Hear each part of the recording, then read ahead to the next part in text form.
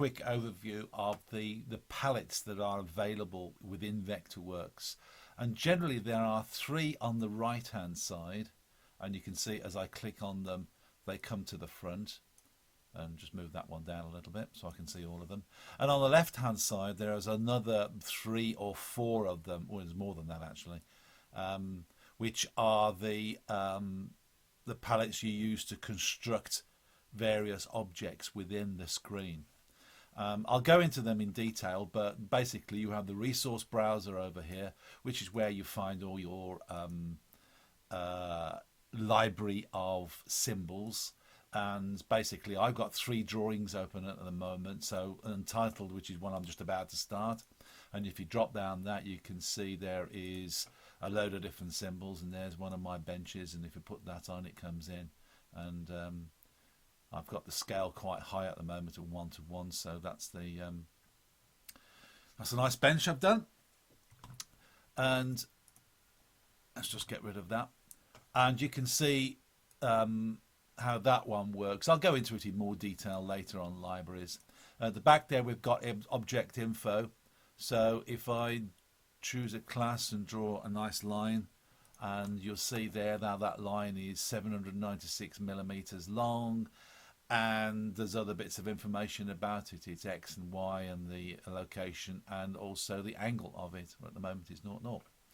And the class it's been drawn on and which layer it's been drawn on.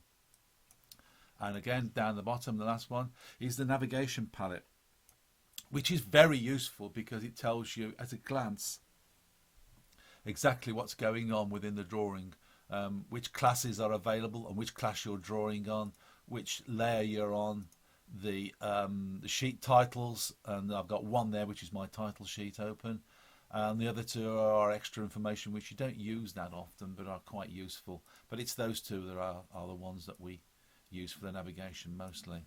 Then over left we've got the basic palette, which is where you choose either a straight line, text, your pointer tool, the hand tool for moving, 3D objects, squares with nice rounded corners, circles, ovals, quadrants, and the freehand tool, and all the other bits and pieces you use to drawing, and of course the crop tool and the other crop tool for polylines. And then we've got the tool sets down here, which again, these are movable and resizable. You can do what you like with them. I happen to like them that way, so it's just over there out of the way. And then you've got your snaps tool down there, and then we have this little one over here, which is basically where you choose your line thickness, color, fill, and the opacity of it at 100% or less, and also whether you on lines you've got little blobs or arrows or whatever on the end of it, the line markers.